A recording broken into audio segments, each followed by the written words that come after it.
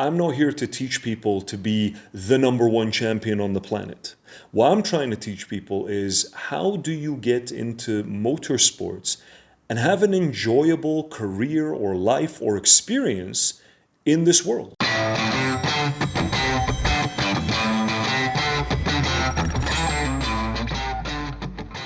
Let's now say you have a racing license, you've completed all your training, and you are ready to race. How do you find the drive? Well, there are three options that I can see. You can buy a race car, you can rent a race car, or you can build a race car. Now, buying a race car is a very expensive initial investment, and race cars are expensive. It is a very expensive sport. Your road vehicle, for example, if you take a Volkswagen Golf, your road vehicle, when you're trying to buy the race version of that road vehicle, is way more expensive. So a Volkswagen Golf costs as much as a Volkswagen Golf, but when you want to buy the race spec of that Volkswagen Golf, it may cost as much as a Ferrari.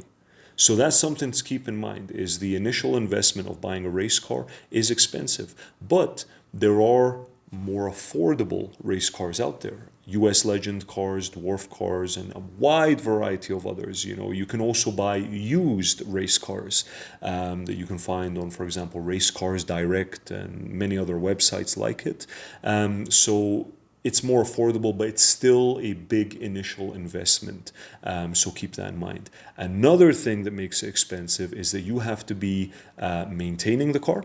You have to store the car, you have to transport the car. So now you have all these other responsibilities, and all of that costs money too. Now, the one advantage of buying a race car is you get to do whatever the hell you want with it. You can brand the car and paint it whatever colors you want. You can train with the car as much as possible. So in terms of a long-term investment, if you're going to be in a career for a very long time and you need something that handles your bread and butter racing, the main car that you get to use, it can make sense to purchase a race car. And that was in my case, purchasing a couple of race cars in my career, which were US Legend cars, and they worked as my bread and butter vehicles throughout my career. Now, the next option, and it's the option that we all wish we could do, but it's always more difficult than it sounds, is renting a race car. Now, why is it more difficult than it sounds? It's more difficult than it sounds for a professional driver who has responsibilities to market their sponsor. When I am renting a race car, which I've done many times before, it is very difficult to fully brand that race car in the sponsor's colors. And a lot of teams, they actually reject the idea of rebranding the car because they have their own branding, and they will only give you a small space on the car to put your sponsor logo on. So that is the huge disadvantage of renting a car, is you don't get to fully brand it. You also don't get as much training time, because every time you want to train with the car, you have to pay more money as a rental.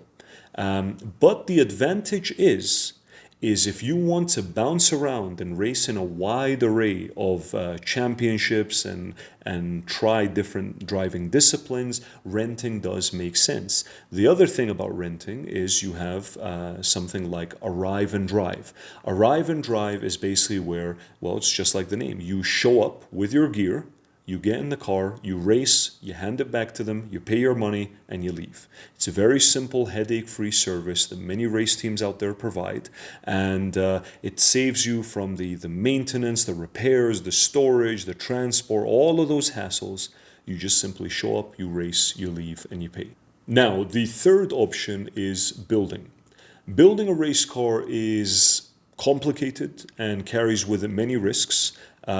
Reliability issues could pop up, things could go wrong. It is a difficult ordeal. And also, once your vehicle is built, there are FIA standards that you have to follow, and the car can be scrutinized, and you could end up failing one of those tests. So it can be a serious headache, and I only recommend building a race car if you know what you're doing at the level we're talking about. Now, if you're looking at a grassroots level where you just want to have a bit of fun, you want to enjoy some open days and all that stuff, you don't necessarily need to build a car. What you can do is buy a car or your existing car.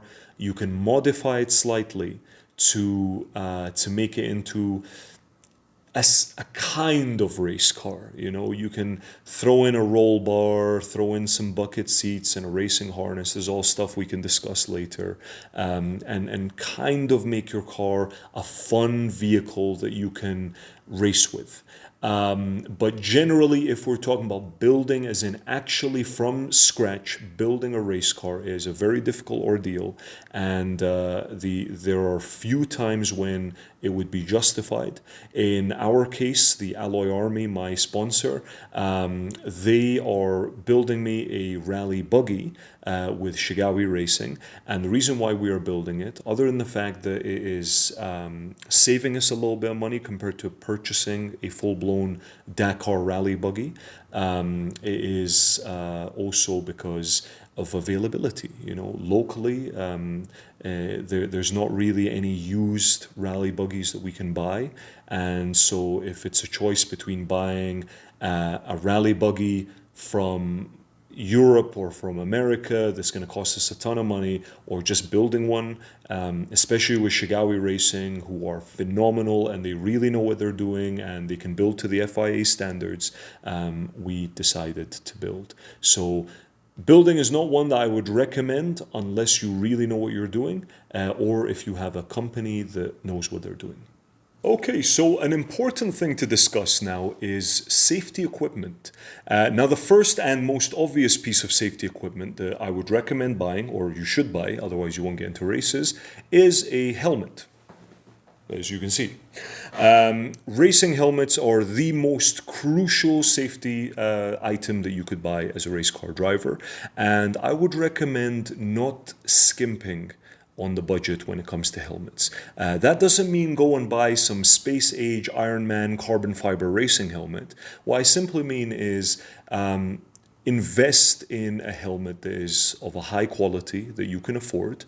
And remember, you know, there's a saying out there which is $100 helmet means $100 head.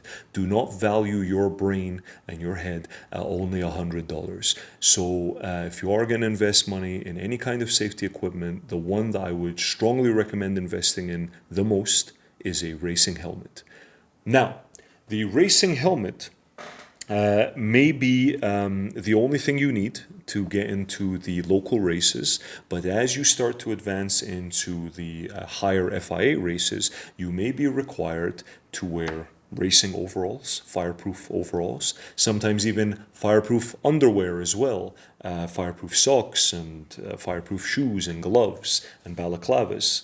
But there is also another piece of equipment which has saved many necks and many lives, and that is the head and neck safety device, the Hans device. Now, I have one here. This is my Hans device. As you can see, is very simple, okay? It goes around your neck and it sits on your collar, basically.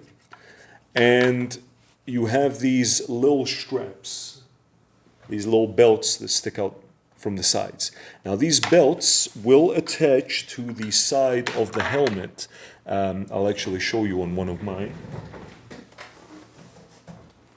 So this is my rally helmet, and you can see there are Hans posts on both sides. So the Hans device, the straps will clip onto this and hold the helmet in place. Now, why?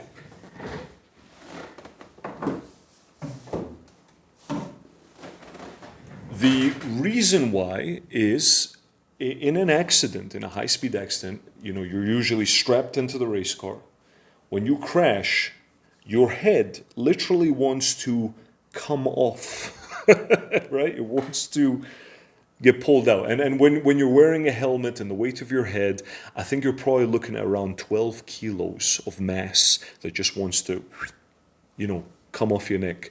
And that can obviously sever the spinal cord and cause all kinds of insane neck damage. It's a very horrible thing that can happen to you. And what the Hans device does is when you're wearing it, swear again, I like wearing it, okay? So when you're wearing it, we have a racing harness. So you don't just wear regular road car seat belts. We wear 5, 6-point seat belts, and that is basically where you have two belts that come down here, and they clip in the center, and you have belts that come from your sides, where your hips are, and then one between your legs, and they all clip in the center. And the belts that are holding down the Hans device, they hold you down as well into the seat. So now the Hans device isn't moving, and I'm not moving because I'm strapped in the seat. The only thing that can move is my head. I can turn my head left and right, and I can go a little bit forwards. But here's the thing.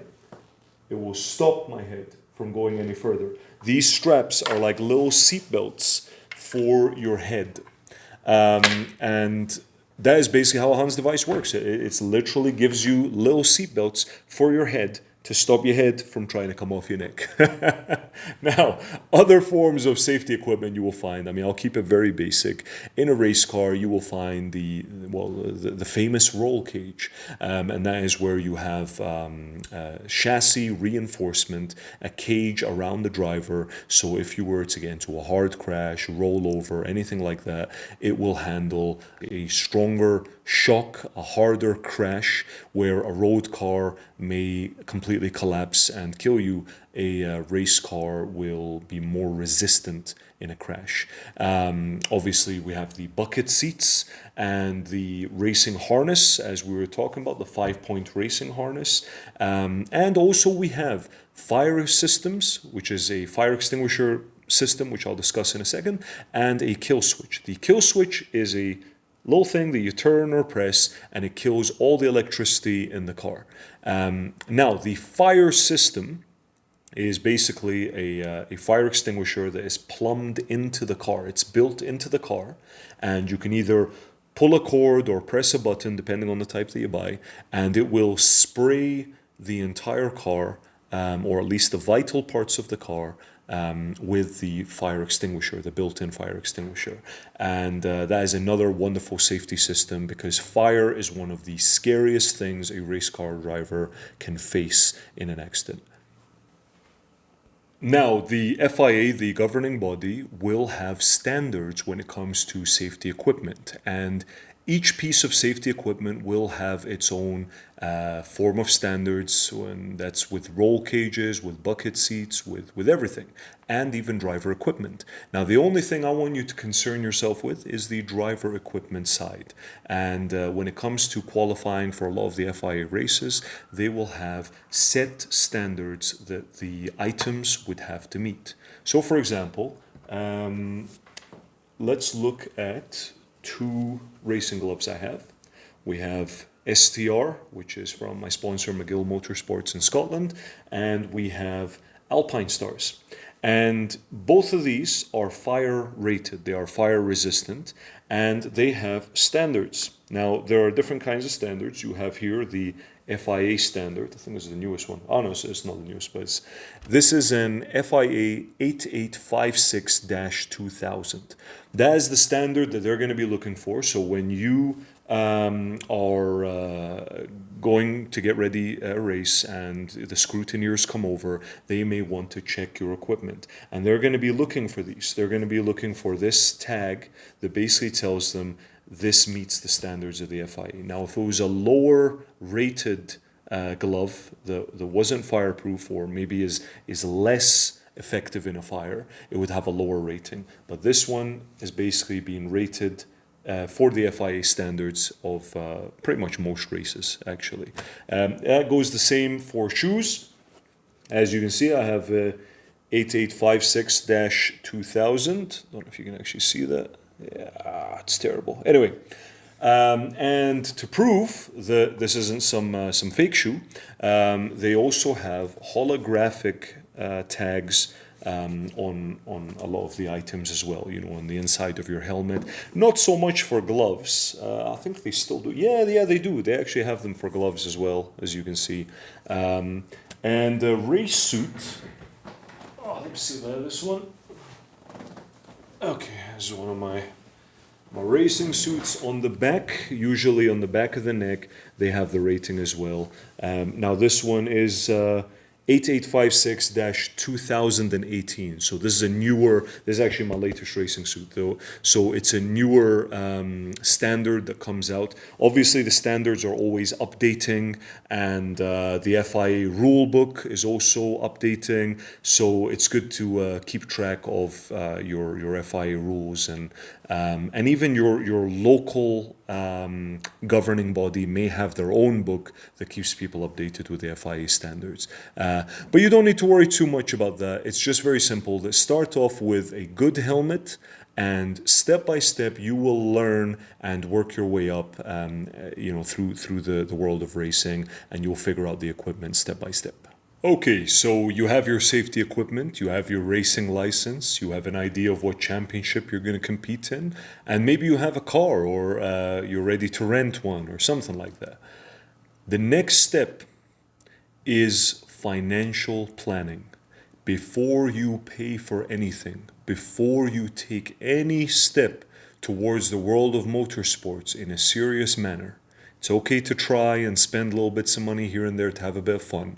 But if you are going to take a committed step to competing in a championship, or having a racing season, or doing anything along the lines of doing this for longer than just a fun experience, I strongly recommend financial planning. And it's crucial, really. A lot of people get into the world of racing because it's an addiction. And I don't want anyone to become a victim of this drug, because there are many people in this world who have jumped into the world of racing, have spent all of their money on racing. They look back one day and go, damn, I could have bought a house with the amount that I've dumped on racing. It gets very addictive, and you want to just spend that little bit more money, just one more race, one more win, one more whatever, and before you know it, that open budget, that budget that you never even planned or considered, has pretty much bankrupted you, or just made you spend an insane amount of money, where you eventually run out and the racing ends, or you just start to realize it's not worth it, and you leave racing in a sad manner, like, this was a loss. So I strongly recommend financially planning. Get an idea of the racing calendar, what to expect in the upcoming season. Get an idea of the prices, whether you're buying or renting or building. An idea of your safety equipment. Really just gather all of the expenses. If you're going to be doing races outside of your city and moving to another city, consider accommodation and transport and food and all of that stuff. If you're going to be hiring crew, mechanics, or if there's going to be any repairs, if there's going to be a garage, basically try and consider all of the potential costs that you may face over the course of a season, and then be strict on yourself. Really just be strict on yourself. It's one thing to make a plan, and it's another thing to stick to it. Try to be as strict as you can, and a good way to keep yourself strict within your budget is to add a financial cushion, because sometimes things go wrong. So if somebody says, oh, this season is going to cost 200,000, I'm going to say, okay, make that 250. I will add a cushion on purpose, because things will always go wrong.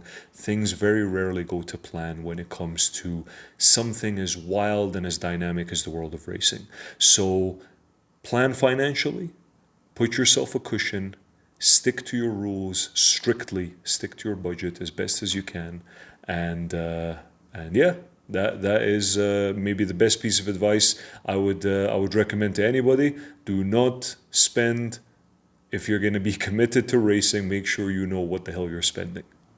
Now, something that flies a little bit under the radar, and I don't think gets the appreciation it deserves, is your support group. Your friends, your family, anyone who is there by your side in this racing career, or any kind of race that you do in general, is wonderful to have people by your side. And here's a good reason for it, for me especially. When I first started my racing career, my first year, I had thought of everything. I had planned the race car, the trailer, the branding, the equipment, the spare parts. I'd calculated all the costs for accommodation and transport and blah, blah, blah, blah, blah. I had everything calculated, except for when I get in the race car and I go onto the grid, who is watching the tent?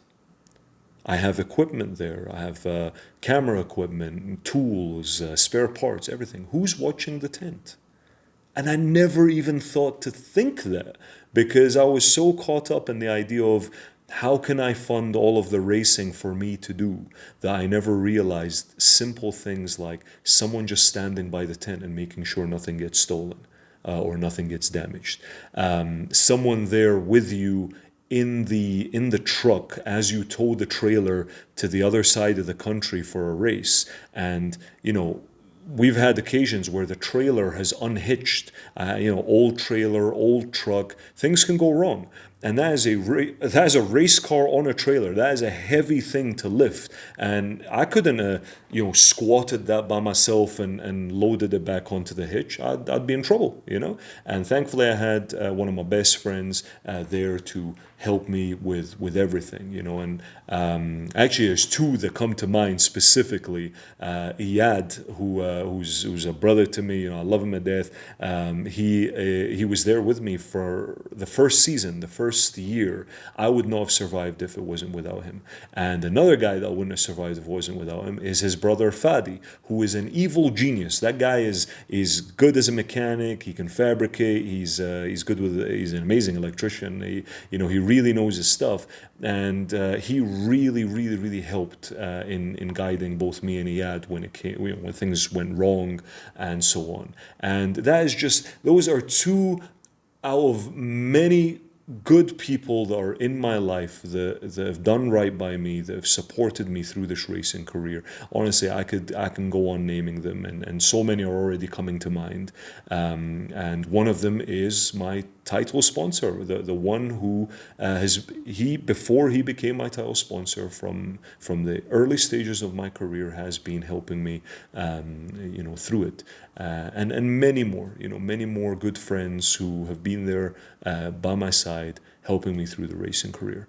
And it is something that I'm proud to say is like, oh yeah, I made this racing career from nothing, all by myself, built my way up, started from the bottom, now we're here. But in all honesty, I would have never survived this racing career without the friends and family that have been so helpful and supportive of this insane idea that has thankfully worked out. So treat the people around you right and have a good support group to help you, because you will need them more than you think. Okay, so I think that is enough for the basics in regards to getting started in motorsports. There's obviously way more to discuss, but I think that is a good amount to know in regards to getting started in motorsports. The next part that we're going to talk about is going to be the business and sponsorship side. This is way more complex, and I'm hoping that you're going to enjoy that one as well. But please hit me with any feedback. I hope you guys enjoyed this part of the course so far, and I look forward to hearing from you all. Like, subscribe, do all the other crap that people do on social media, but most important of all, I hope you enjoyed it. I hope you took some useful information, and thank you for watching. I really appreciate it, and I'll see you guys in the next one.